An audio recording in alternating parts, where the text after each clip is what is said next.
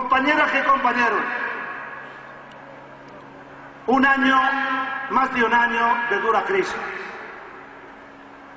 La crisis empezó por una enfermedad incurable del tuétano del sistema financiero a nivel global.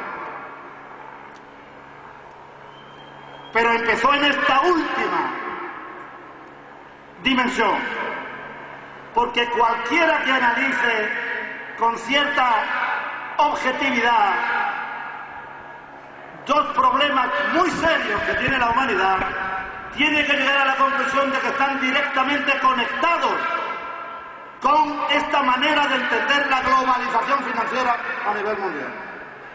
Y me refiero, compañeras y compañeros, por ejemplo, al cambio climático.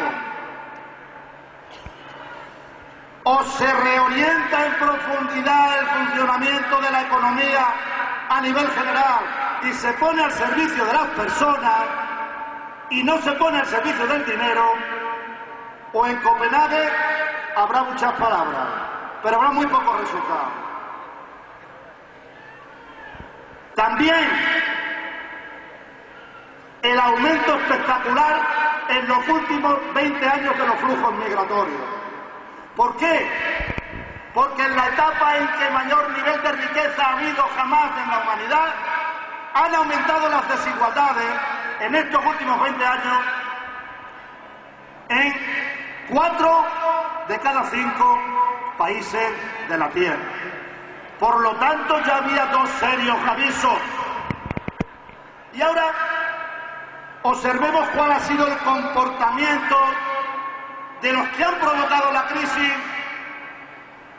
que no han padecido ni van a padecer la crisis y que además pretenden aprovecharse de la crisis. Lo primero que hicieron hace año y pico fue, acordaron, echarse las manos a la cabeza.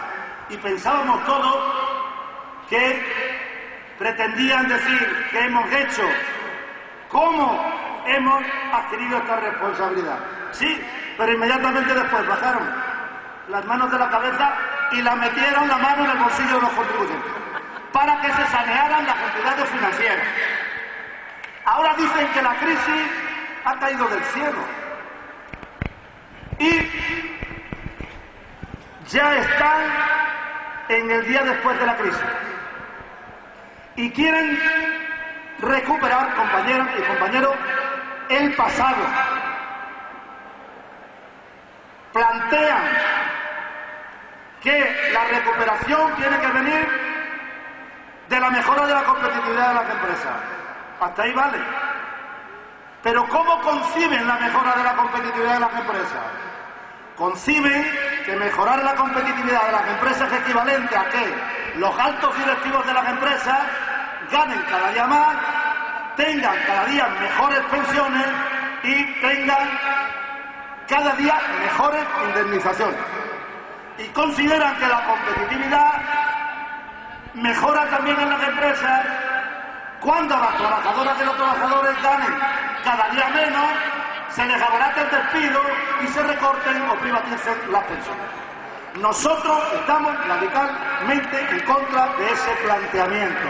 Y ese, compañeras y compañeros, es el núcleo fundamental de nuestra circunstancia. Porque eso es volver al pasado. Mirad, creo que es Einstein el que decía, en momentos de crisis solo la imaginación es más importante que el conocimiento. Bueno,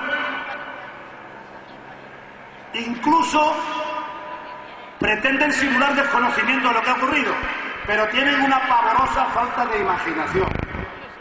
Porque lo único que se les ocurre es plantear una reforma laboral de recortes de derechos como la madre de toda la solución.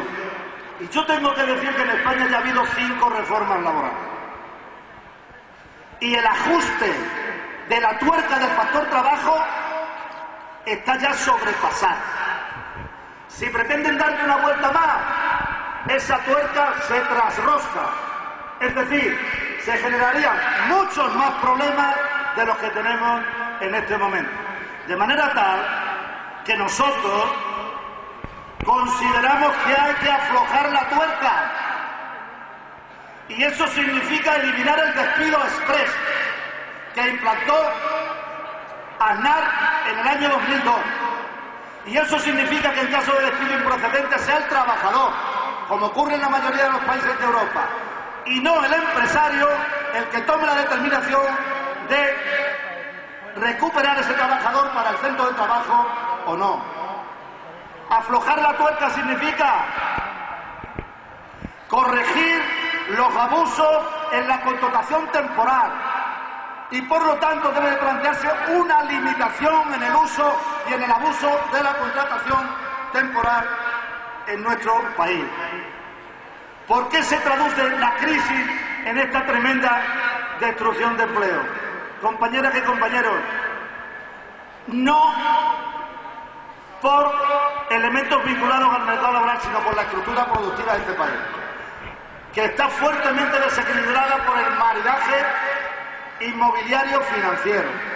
Las entidades financieras en los últimos años han estado atizando la especulación inmobiliaria en este país. Han privilegiado los créditos para las inversiones inmobiliarias y han sido muy rácanas